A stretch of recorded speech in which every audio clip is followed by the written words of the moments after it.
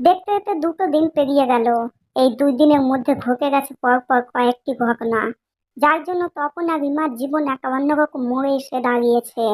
সেদিন রিমার প্রেগনেন্সি টেস্টের পর তিথি আর তপন বেশ হালকা বোধ করছিল, কিন্তু রিমার শরীর যেন কোনো মতেই ঠিক হচ্ছিল না, যার ফলে রিমাকে পরের দিন বিকেলে ডক্টর মিশ্রর কাছে নিয়ে গিয়েছিল তিথি। তবে সেদিন তপন ছিল পাশে।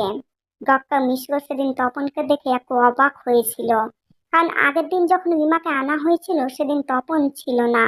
তাই ডক্টর তপনকে দেখে এই তিথিকে বলল, নিউ ফেস।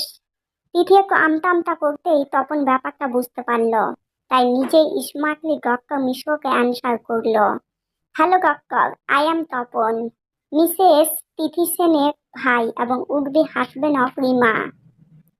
ডক্টর মিশ্র চশমার ফাঁক দিয়ে তপনকে একবার নিরীক্ষণ করেই হাতের ইশারায় সামনে চেয়ারে বসতে বলল। তারপর রিমার উদ্দেশ্যে বলল, কি ব্যাপার মাম্নি, আজ শারীরিক অবস্থা কেমন? রিমা আগের বারের মতোই চুপচাপ দাঁড়িয়ে। ডক্টর আবার প্রশ্ন করল, কি হলো মাম্নি, উত্তর দাও, যেটা বলেছিলাম করেছিলে। রিমা কিছু বলার আগেই তিথি কিটটা বের করে ডক্টর মিশ্রর সামনে রাখলো। বলল, ডক্টর, সবই তো নেগেটিভ, কিন্তু ওর শরীর কোনোভাবেই ঠিক হচ্ছে না।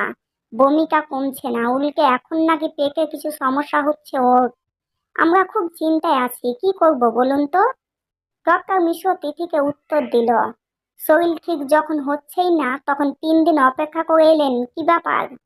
প্যাসেন্ট ফেলে রেখেছিলেন কেন 3 দিন?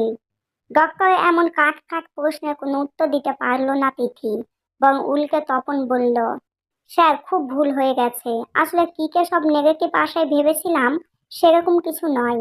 অতিরিক্ত গরমে হয়তো এরকম হচ্ছে, অ্যাসিডিটি সামথিং। কিন্তু এই 3 দিনে ওর শরীরের অবস্থার কোনো উন্নতি হয়নি, উল্টে অবনতি হয়েছে। তাই আজকেই নিয়ে এলাম।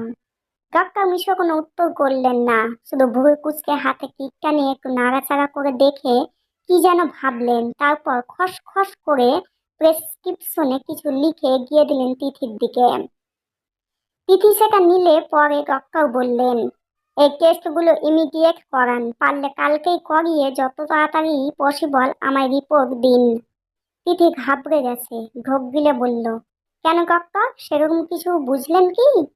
ডক্টর ভ্রু কুঁচকে বললেন, হ্যাঁ বুঝেছি তো বটেই, তবে যেটা বুঝেছি সেটা হলে ট্রিটমেন্ট শুরু করতে হবে অ্যাজ সুন অ্যাজ পসিবল। কালকের মধ্যে রিপোর্ট করানোর ব্যবস্থা করুন মিসেস সেন। রিমার মুখ শুকিয়ে গেছে, আবার এক অজানা আতঙ্ক চেপে বসেছে তার মনে। তখন আস্তে করে রিমার মাথায় হাত রাখলো, তারপর বলল, ভয় পাচ্ছ? কিসের ভয়, সব থেকে বড় ভয় তো কেটেই গেছে।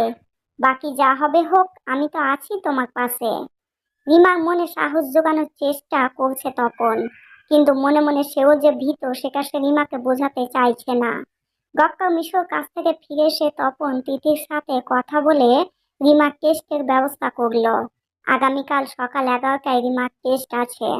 ভুলকুকে ক্ষমার চোখে দেখবেন। যারা নতুন হয়ে আমার গল্পগুলো শুনছেন এবং দেখছেন তারা প্লিজ আমার চ্যানেলটিকে সাবস্ক্রাইব করে নেবেন। আপনাদের অসংখ্য ধন্যবাদ প্রথম থেকে শেষ পর্যন্ত আমার গল্পকে শোনা ও দেখার জন্য।